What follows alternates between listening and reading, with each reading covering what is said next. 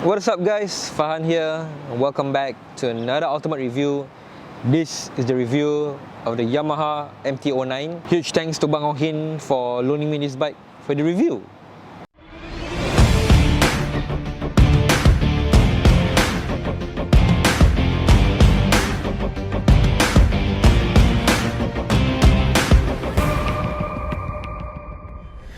Alright guys, so let's get started with the riding review of the Yamaha MT-09. Okay, so do take note that we have actually done an owner's review previously, but that is the first generation model, so do check that out for an owner's perspective of the bike. This is a second generation MT-09. It sports a different headlight assembly and also the inverted forks and LED headlight and tail light, but generally everything remains somewhat the same lah as all of the rest of the MT-09s in the generation. Alright, so weighing at 183 kg is one of the more lighter bikes, I would say. This is a key and there's no transponder on it. I put the key in the ignition, twist the ignition, and you can see the gauge cluster lighting up. So getting on it, the ride height is 82 cm, 165, slightly taller than me, so I'm tiptoeing ever so slightly, but it's pretty okay for me, not that tall. 82 cm ride height, so I think vertically challenged riders won't have an issue with it.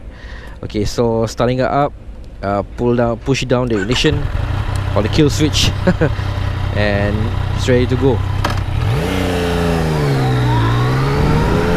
So I had some prior experience with the Yamaha MT-09 because previously I was a auxiliary police outrider and they actually used the MT-09 as their police bike. I was pretty impressed with the bike and I really loved it, and riding on this really brings me back to my days as a APO.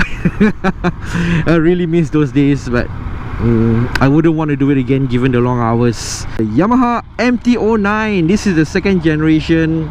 They've added more features and increased the horsepower for the MT-09 for the second generation, like riding modes. Okay, so right now we're in standard mode, and I did try out mode A, which is somewhat meh, and mode B, which is wow. So we're in mode B right now, and let's see how she rides. Because the first generation MT-09, I don't think they have any riding modes, so we're gonna give it a try. Oh my god.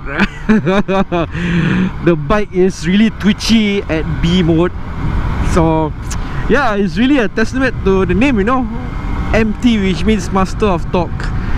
And the MT-09 basically started it all. This is the first official MT series of bike, not counting the first iteration of the Yamaha MT-03, which is not related to the MT series. The 760cc bike, and the CC didn't match the name, so when they brought back the name for a totally brand new bike, that they made it part of the MT series proper lah. So basically this is the first ever proper MT series bike, which started all the MT series and made it basically a household name, and all over the world all the riders regard the MT series as one of the bikes to own. Basically you're getting the performance at an attractive price point, and that is what the Yamaha MT series sets out to achieve. Right, so riding on city streets, it's still very much manageable. It's not that cumbersome to handle on city streets. Despite its twitchy torque, it's still manageable. It's not too powerful to tame. You can still tame the bike on city streets, slow traffic, lane splitting.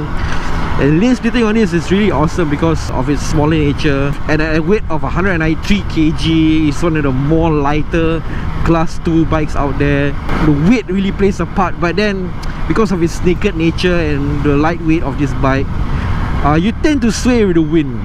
So if you're riding in the highway, for example, which happened to me yesterday, and the wind is pretty strong, you can feel the bike swaying. And not only that, there's also no windshield in front of you, so the wind, you can feel the full impact of the wind as you're riding. Yamaha has aftermarket accessories to add a windshield on the MT-09.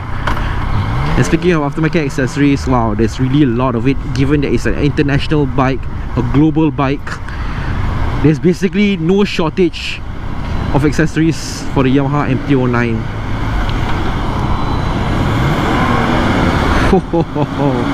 Very twitchy. We're now in standard mode. Let's change it to mode A. Okay, this is somewhat okay. Pickup is slightly faster, but mode B is the real sports mode. So you gotta be careful with that, and don't be too throttle happy on mode B. Like, be sure to look at the gauge cluster before you ride off or something. Because the mode B, it really caught me by surprise. I didn't know it was mode B. I was twisting the throttle as I would in standard mode, and oh my god, I basically launched myself, man. So better be careful. And the traction control on this bike, there's like, I don't know, there's like 2 modes of traction control. I didn't really research on this. When you're riding the bike, makes me feel really confident and assured that when the torque twitches too much or you're over accelerating the bike, you're still able to keep the bike under control. Oh man, huge traffic. Actually, I sent my wife to work just now. That's why I'm currently in Tuas. Okay, so we're gonna see some lane splitting action over here. Okay, this one is I don't think I can lane split with this in this lah. I just have to wait. But yeah, lane splitting, no issues with this bike at all, because the width is not that wide, unlike most class 2 bikes, right? In my personal opinion, it's very much a class 2 bike with class 2A characteristics. The lightweight and the shorter width, and you're getting the performance that you need, perfectly packaged in the Street Fighter form, stripped down of unnecessary body cladding and all that, and what you're getting is a big bulky engine on a small aluminum chassis with the necessary bodywork to match. And this is what a Street Fighter is supposed to be lah. Yeah, basically it's just a performance oriented bike. However, the Street Fighter is more of a street bike lah, as opposed to a track bike. And doing my research, I read some reviews, I watched some YouTube reviews about the MT-09, especially in the US. It's a popular Street Fighter over there, and they say that to track this bike, it's not really that suitable. It's much more of a street kind of setup, and it's much more of a street kind of setup, given that it doesn't cut through the wind very well, and it doesn't handle too well on the track lah. So I think on the straight road with wide turns and corners, it's gonna be awesome lah. And on the highway where we're going to right now, oh man, I'm telling you, it's a dream, man. It's a dream to ride on the highway. But unfortunately, as I've said, we're restricted to 90 kilometers per hour, so we cannot really go much lah. My main complaint is that the engine does get a bit hot. So but it's not as hot as a Harley Davidson where you're burning up, you know. It's still somewhat manageable, but the heat is still bearable lah. Alright, so we're gonna go into the highway. Lots of heavy trucks here, so I'm not gonna lane split too much lah. Part of the Yamaha MT series of bikes, the Yamaha MT-09 is a hyper-naked street fighter. It is currently the only inline 3 engine bike in the MT series. Engine for the second generation is the 847cc liquid-cooled 4-stroke 12-valve DOHC inline 3 with cross-plane crankshaft, with fuel injection and a 6-speed constant mash manual transmission. So let's start off with the riding position. It's this tall, upright sitting position, pretty much comfortable. You're not leaning forward, not too aggressive, and even your legs, they aren't bent quite too much as on some bikes. Pretty much ergonomical, pretty much comfortable, and I think on a long distance tour, probably up to KL or even Thailand, it wouldn't hurt your back at all, and I would say that is very much a very comfortable sitting position. And as you can see, I'm 165, the seat height is 82 cm, and as you can see, I'm tiptoeing slightly on this bike. I think vertically challenged riders wouldn't have an issue at all. Additionally, the weight of the bike is 193 kg, so mounting on the bike, start-stop situation is very much an easy handling bike lah. So let's talk about the general design of the Yamaha MT-09, and just to let you guys know, this is actually the second generation MT-09, pretty much built upon for the first generation, and the second generation sports a different headlight design. This split headlight design that is very much aggressive, angular, very much in line with the rest of the MT series of bikes at the time. For the 2021 model, the third generation, I would say, it sports a different headlight assembly, and it's very much adapted for an MT-07, and I'm gonna guess that the rest of the MT series of bikes are gonna follow follow the same headlight assembly lah. The body is a hyper naked design and very much stripped down, angular, aggressive, really gives off a mean look to the bike. And this design really makes the engine and the internal mechanics stand out from the bike. You know, it's not covered by any body cladding whatsoever, and you can really see the internal mechanics of the bike and also the engine, which is a prominent feature of the bike. And also to add, the exhaust pipes is slung under the engine, which gives a nice clean beefy look, and the pipes aren't in the way of the engine and very much accentuating the engine of the bike, coupled with a shorty exhaust, pretty much a trademark of a Street Fighter. And typically this is what a Street Fighter is supposed to look like lah. So let's talk about the handlebar controls. Pretty much simple, straightforward, nothing too complicated. To the left there's the high beam, low beam button, the traction control toggle, the signal indicators, the horn. To the right there's the hazard indicators, the mode button, and also the kill switch and starter. Not too keen on this design. I wish the starter has a separate button, but Yamaha has been doing this for years, so yeah, let them be lah. This is their trademark, I guess. The gauge cluster is a full LED for this second generation. Very much off-center, very weird looking, but when you're riding, glancing down at it, it's pretty much informative. For the 2022 model, Yamaha has switched out the LCD gauge cluster for a full-on 3.5-inch full-color TFT display, and looks pretty sweet, I might add. And the LCD gauge cluster is very informative. You can press the select button to toggle the info. There's the odometer, air temperature, trip 1, trip 2, and miles per gallon. Bike is not running right now. The average fuel consumption, the temperature of the engine, and the air temperature. A bit too small, but very informative lah, I must say. And that comes to my next point, the riding tech of the Yamaha MT-09. Okay, ride by wire throttle, slipper clutch really makes it easy on the hand to change gear and change to neutral. Traction control can toggle on and off. There's traction control 1, traction control 2, and to turn it off, just push up and turns off the traction control. There's also riding modes. There's the standard mode, in which mode A, in which easy going, more of a street kind of setup and not too aggressive. And the B mode is basically the sports mode. So the sports mode is like when you're in the stoplight, right, and you don't realize that you're in B mode. If you twist the throttle, the bike really goes and you feel as if you're going to wheelie or something. So do not be too throttle happy on the Yamaha MT-09, especially in the B mode lah. For the second generation, the quickshifter is optional, but this particular bike has the quickshifter. Gauge cluster indicates QS when it's ready to shift. And just to let you guys know, for the 2022 model, which is the third generation, I'll dub it the third generation, it has riding tech adapted directly from the Yamaha R1M. The quickshifter comes standard. There's the lean angle sensitive traction control, rider support traction control, and also a MotoGP slide control system. And not to forget the full 3.5-inch full color TFT display. Horn check for the Yamaha MT-09.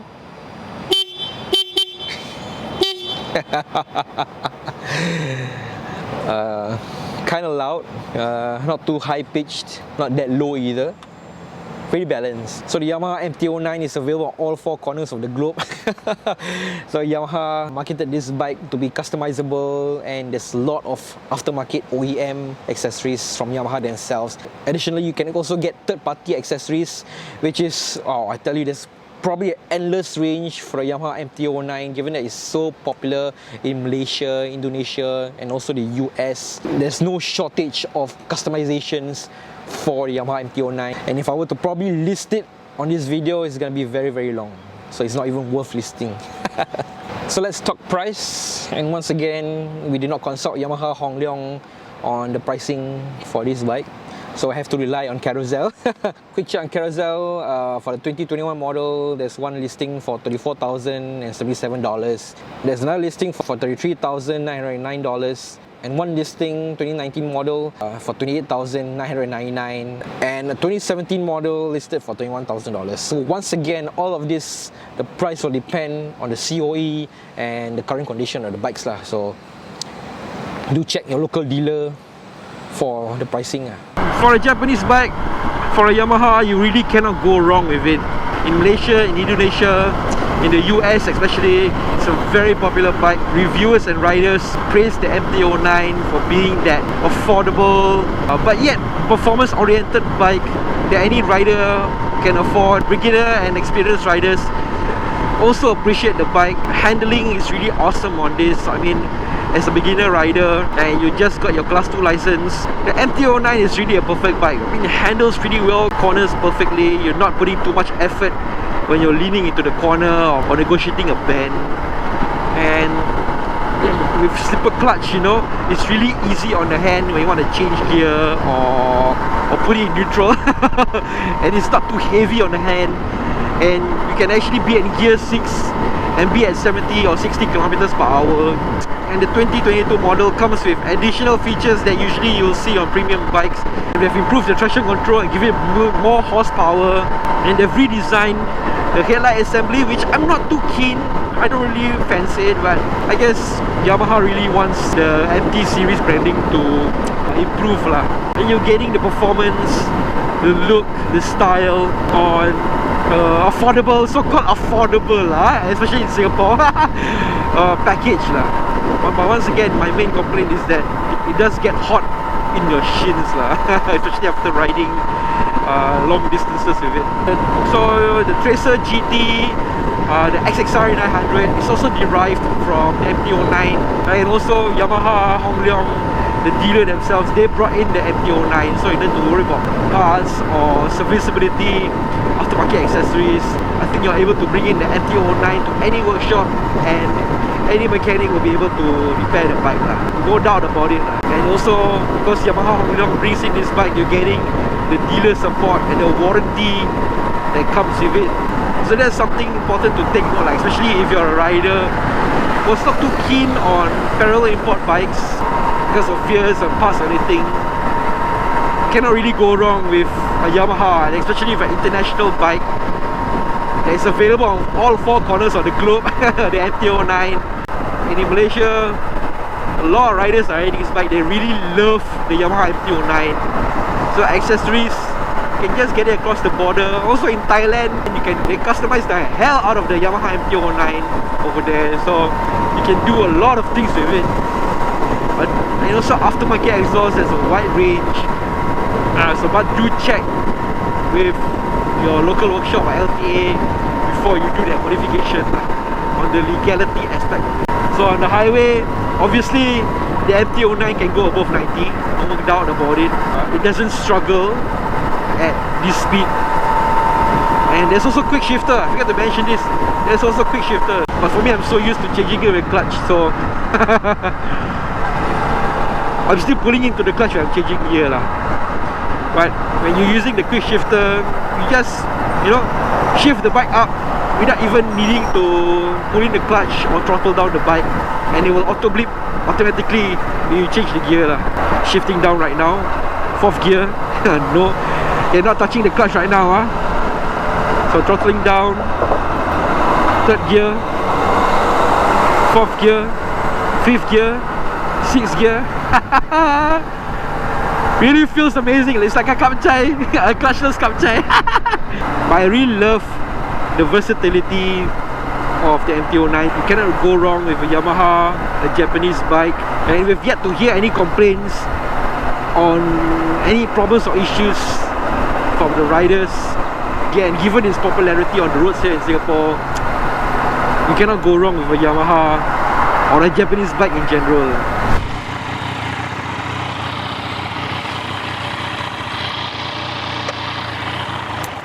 I've had like 3 days with the Yamaha MT-09, and I must say it's a really fun bike to ride.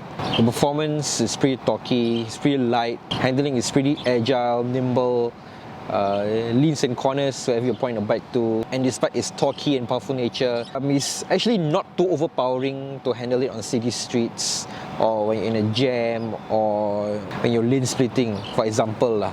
But on the highway, on a clear road, this bike really goes. And at B mode, which is the aggressive mode, it's pretty powerful, and it's like you're riding on a totally different bike.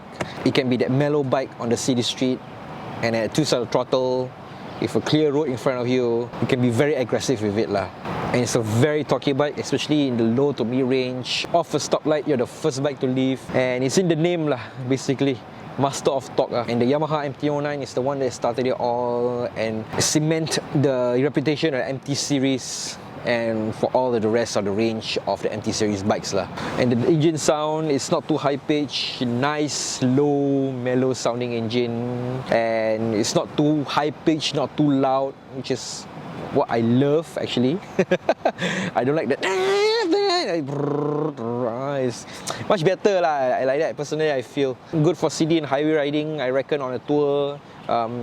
It's also able to do wonders as well. And not to forget the Yamaha Tracer 900 GT and also the XXR 900 shares the same engine and platform as with the MT-09. So Yamaha really did a great job on making the platform very versatile, and I think in terms of parts maintenance and everything should be the same, no issues. Any mechanic that's well versed in MT-09 should be able to do the Tracer and the XSR 900 as well. Basically, for a Japanese bike, for a Yamaha, you cannot go wrong. It's a good daily driver, it's a great weekend bike. Probably when you're going up north to Thailand, for example, no issues. Malaysia, Thailand has this bike. And yeah, not only that, you can really mod the hell out of it also. Aftermarket parts, there's really a lot of it, given that this bike is available all over the world. But the downside, the engine does get a bit hot, okay? Especially after you rode this bike for quite some time. And also it's a gas guzzler lah. At 17 kilometers per litre with a 14 litre fuel tank. It is a gas guzzler, and after riding it a lot today, left only 2 bars only. With the great handling, performance, partsability, serviceability, you cannot go wrong with a Yamaha and a Japanese bike in general. And especially with the MT-09, given that it's a worldwide bike, and riders all over the world appreciate this bike. I echo their statements of the MT-09 being an awesome daily rider lah. So once again, thanks to Bang Hokin for loaning me this bike for the review. You can actually rent out the MT-09 from them and a whole range of bikes. And yeah, that's it for the vlog, and we will see you in the next one.